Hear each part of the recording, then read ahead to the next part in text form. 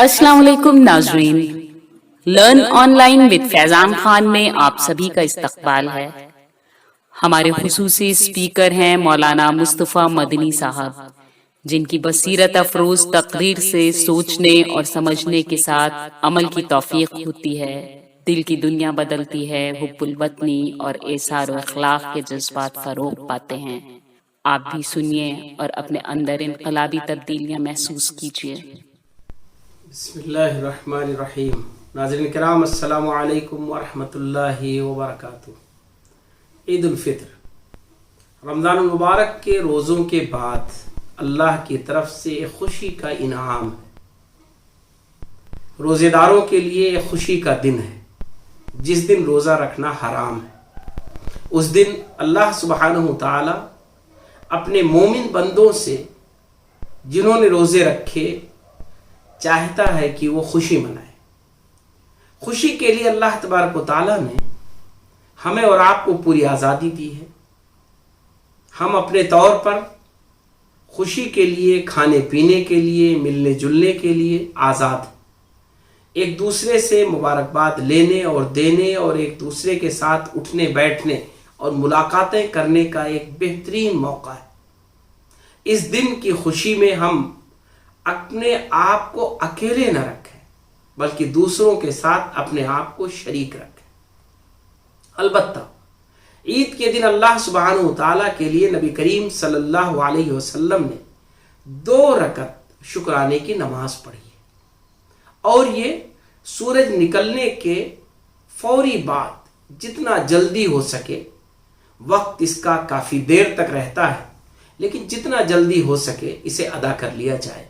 सूरज निकलने के बाद इसका वक्त शुरू हो जाता है। सूरज निकलने के थोड़ी देर बाद भी आप पढ़ सकते हैं, घंटे, आध घंटे, 2 घंटे, 3 घंटे बाद भी आप पढ़ सकते हैं। सवाल से पहले पहले आपको ईद की नमाज अदा करनी है। अगर कोई शख्स ईद की नमाज में बाजमात नमाज ना पा सके तो फिर वो अकेले ईद की नमाज नहीं अदा करेगा, लेकिन ईद की खुशियां उसके लिए भी होंगी। जमात की वजह से उससे गोया ईद की नमाज छूट गई। तो ये 2 रकत जो शुक्रानी की नमाज है, ये नबी करीम सल्लल्लाहु अलैहि वसल्लम ने ईदगाह में अदा की, तकबीर के साथ अदा की। नबी करीम सल्लल्लाहु अलैहि वसल्लम ईदगाह तकबीर कहते हुए जाते थे। आज हम शहरों के पस मंज़र में उमूमी तौर पर मस्जिदों में नमाज पढ़ते हैं। घनी आबादी के इलाकों में, कस्बों में भी हम मस्जिदों में नमाज पढ़ते हैं। तो कम से कम 2 चीज़ों का ख्याल रखें। मस्जिदों में जाते वक्त हम तकबीरात कहते हुए जाएं। इमाम जब नमाज शुरू कर दे तो फिर हम तकबीरात को बंद कर दें और इसी तरह हम एक रास्ते से जाएं और कोशिश करें कुछ ना कुछ रास्ता तब्दील कर दें। इन 2 चीज़ों का एहतमाम हमें मस्जिदों में भी करना चाहिए जहां हम ईदगाह ना होने की वजह से मजबूरन अपनी नमाजें अदा करते हैं।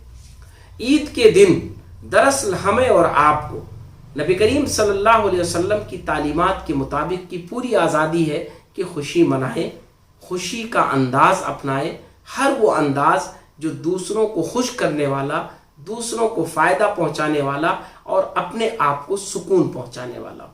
आइए ईद के कुछ सामाजिक पहलुओं पर भी हम निगाह डालें। ईद हम कैसे पढ़ते हैं, ईद का तरीक़ा क्या है, ईदगाह में जा कर के हमें क्या करना होता है, इस पर अक्सर व बेशतर आपने सुना होगा और आपको मालूम होगा। लेकिन फिर भी हमें जानना और समझना चाहिए। ऐसा ना हो कि ईद की नमाज हम बेख्याली में पढ़ें और हम जाने भी नहीं कि ईद की नमाज कैसे पढ़ी जाती है। ज़रूर सीखें, ज़रूर जानें और तकबीरात को याद कर लें। अल्लाहु अकबर, अल्लाहु अकबर, ला इलाहा इल्लल्लाह, अल्लाहु अकबर, अल्लाहु अकबर, वलिल्लाहिल हम्द। ये तकबीरात हैं। इसके अलावा भी तकबीरात नबी करीम सल्लल्लाहु अलैहि वसल्लम से मनक़ूल है। लेकिन ईद का समाजी पहलू क्या है?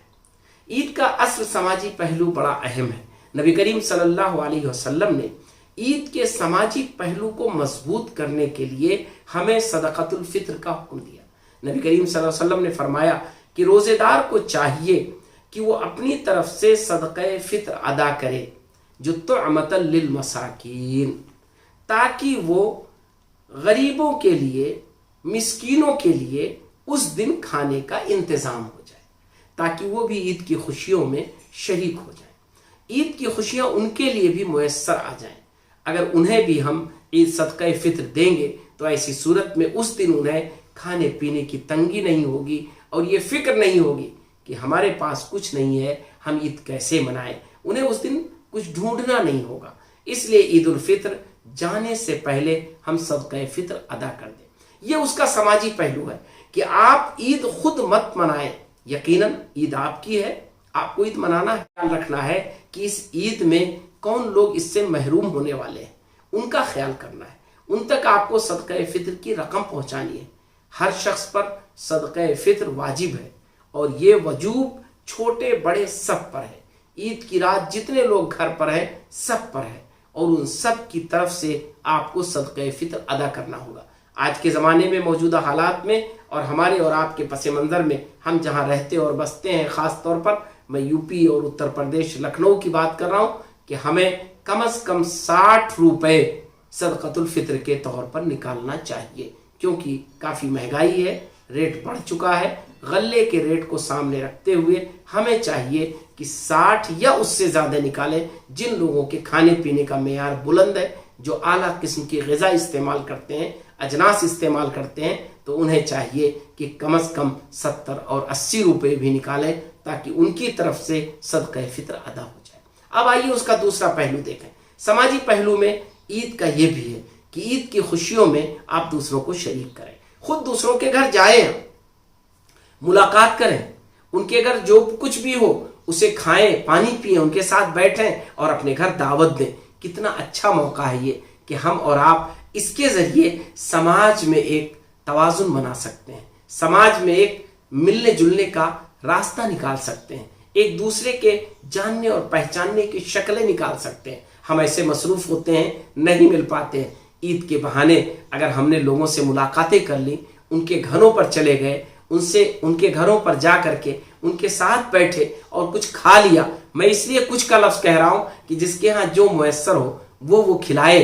اس میں بہت زیادہ کوئی پریشان ہونے کی ضرورت نہیں. کسی کے پاس ایک کھجور ہی ہے تو وہ کھلا دے, ایک ٹافی ہے وہ کھلا دے, کوئی بھی اچھی چیز کھلا دے, ایک گلاس پانی پلا دے, چائے پلا دے. یہ سب کچھ عید کے دن آپ کر سکتے ہیں. کوئی ضروری نہیں کہ اعلیٰ قسم کی مٹھائیاں ہوں, اعلیٰ قسم کی سوئیاں ہوں, کوئی ضروری نہیں. لیکن اگر آپ جو کچھ بھی پیش کرتے ہیں اور ایک آنے جانے کا سلسلہ قائم کرتے ہیں, ملنے جلنے کا سلسلہ رکھتے ہیں, تو انشاءاللہ یہ دلوں کے محبت کو بڑھائے گا.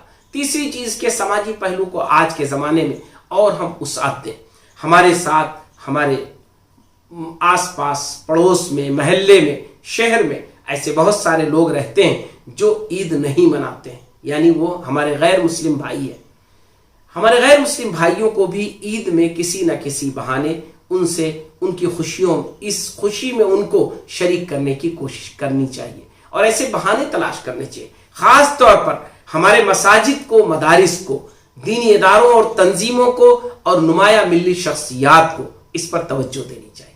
ہماری ملی شخصیات ذاتی طور پر توجہ دیتی ہیں, ملی تنظیموں کو توجہ دینی چاہیے, ہمارے مساجد کو توجہ دینی چاہیے, مدارس کو توجہ دینی چاہیے. آپ ذرا سوچیں کہ آپ کے محلے میں مسجد ہے, مسجد خود عید نہیں منائے گی, مسجد کا کوئی مکی نہیں ہے, لیکن آپ سب اس کے مکی ہیں.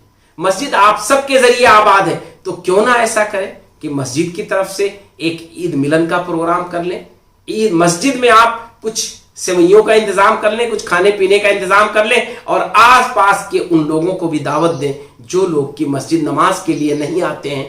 آپ کے غیر مسلم بھائی ہیں, اگر انہیں آپ دعوت دیں گے اور ان کے ساتھ عید کی خوشیوں میں شریک ہوں گے تو یہ ایک سماجی پہلو ہوگا جو عید کا بڑا اچھا پیغام ہوگا. تو ہمیں اور آپ کو چاہیے کہ عید کی خوشیاں خود بھی حاصل کریں, دوسروں میں بھی تقسیم کریں, عید کو عید کی طرح منائیں. اللہ تعالیٰ نے 2 سال کے لاک ڈاؤن کے بعد ہمیں اور آپ کو یہ موقع دیا ہے کہ عید کی خوشیوں کو عیدگاہ میں, مسجدوں میں اجتماعی طور پر ادا کریں. تو ہمیں چاہیے کہ اس عید کو ہم ایک بہترین عید بنا لیں, ایک خوشی کا عید بنا لیں, اس کو ہم معاشرے اور سماج کے لیے ایک اچھا پیغام بنا لیں. لرن آن لائن کی جانب سے آپ سے بس اتنی التجا ہے کہ ہمارے اس پروگرام کو لائک، شیئر اور سبسکرائب ضرور کریں. ساتھ ہی بیل آئیکن دبانا نہ بھولیں جس سے ہماری ہر ویڈیو آپ تک اپلوڈ ہونے کے ساتھ ہی پہنچ سکے. شکریہ.